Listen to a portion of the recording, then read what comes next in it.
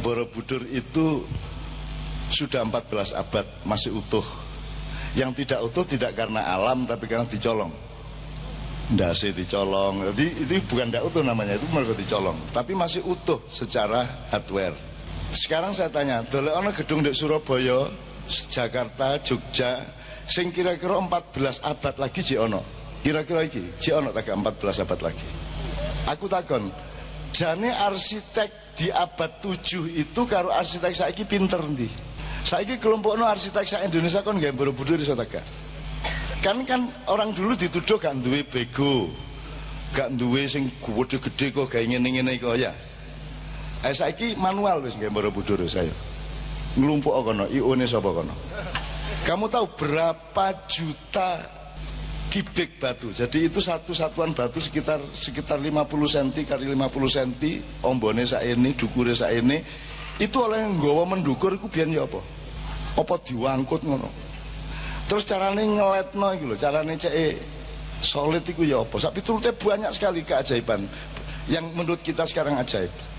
Tapi yang paling ajaib dari semua hal mengenai Borobudur itu bukan arsiteknya, tetapi keputusan rohaniahnya. Kira-kira Borobudur itu nek gawe ngono biayane piro, Pak Suko? Nek zaman saiki ngene. M apa T? T ya. Golek watune lho ndek endi? Kon rono kon. Golek watune tok lho ndek endi? Ini yang saya mau tunjukkan keajaibannya kepada Anda. Upama Borobudur itu katakanlah enggak ini 5T, 5 triliun rupiah ya.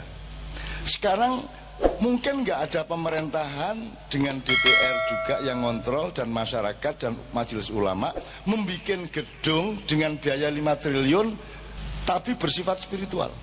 Saiki wong gelem gawe gedung duwe akeh lek gawe mall. Semua tujuannya materialistik ekonomi kan begitu.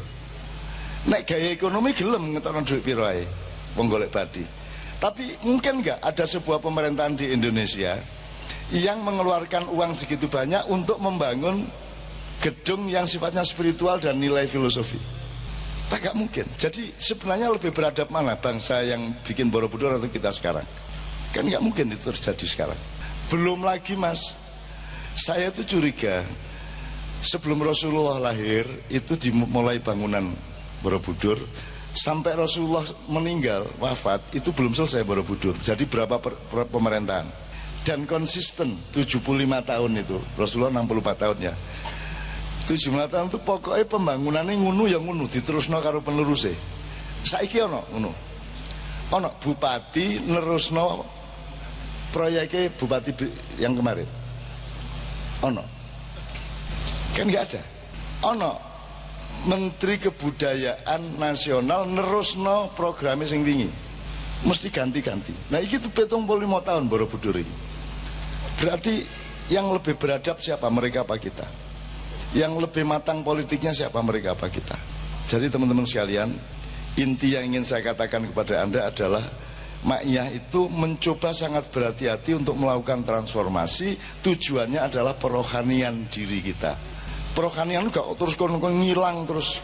Rohani itu maksudnya badanmu, uangmu semua itu dipakai untuk melakukan sesuatu yang rohaniah, yang menuju ridho Allah gitu loh.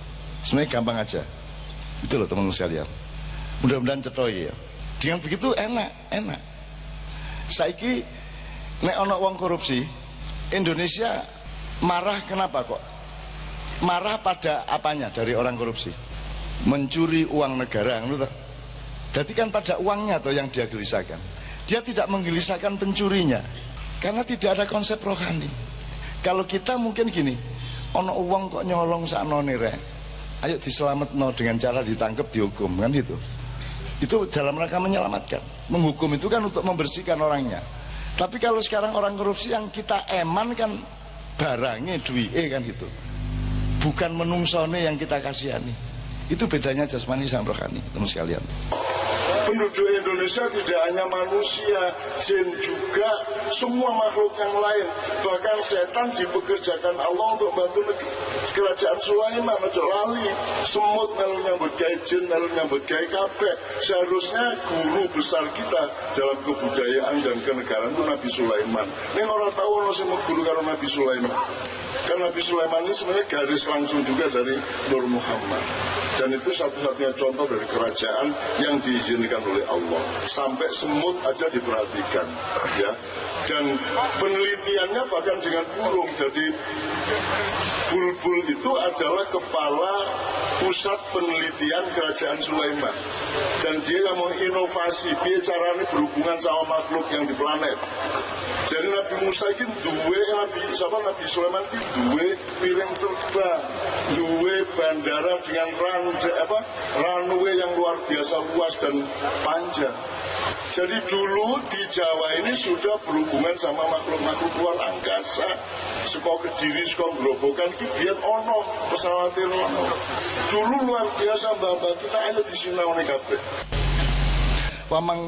Pamangkana hijratuhu ilallah war rasul. Hijratuhu ilallah war rasul, artinya hijrah itu tidak ada kemungkinan lain kecuali kepada Allah dan Rasulnya. Tidak ada kemungkinan lain.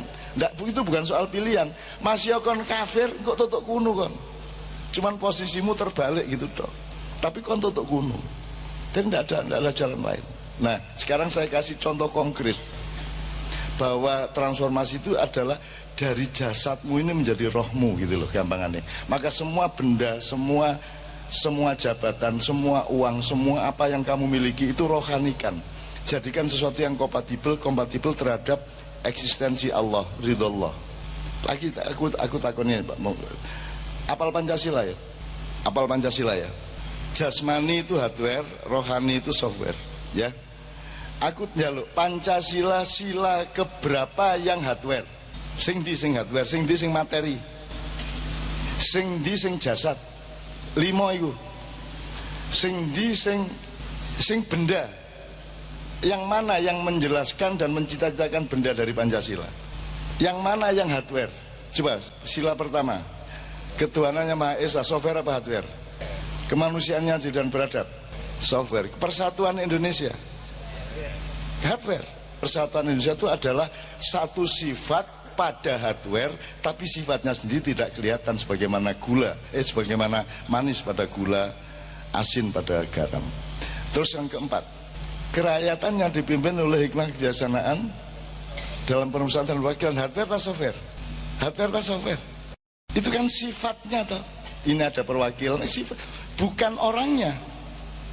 Jadi software toh. Dan puncak tujuan orang berpancasila adalah sila kelima, yaitu keadilan sosial bagi seluruh Indonesia. Hardware atau software? Keadilan sosial loh, bukan kesejahteraan sosial, bukan kekayaan, bukan kemakmuran, tidak ada disebut. Tapi keadilan sosial. Keadilan itu kan sifat yang paling mendasar dari perhubungan antar manusia dan alam. Betul enggak? Software atau hardware? Jadi saya tanya sama Anda, presiden sampai lurah, seluruh pembangunan Indonesia, seluruh yang dilakukan oleh semua presiden Indonesia itu sesuai dengan Pancasila atau menentang Pancasila? Aku takon saya. Mereka itu menjalankan Pancasila atau mengkhianati Pancasila? Jelas ya? Saya ngomong kon loh, saya mengkhianati. Masih aku ya setuju. Pengancana iya ya. Ngerti ya Mas ya? Ngerti ya Mas ya? Itu sudah jadi pintu aja deh, nanti Anda tinggal masuk. Sudah cetok, Pancasila itu tidak ada soal kemakmuran. Apakah kita anti kemakmuran? Ora. Bukan anti kemakmuran, tapi poinnya pada keadilan.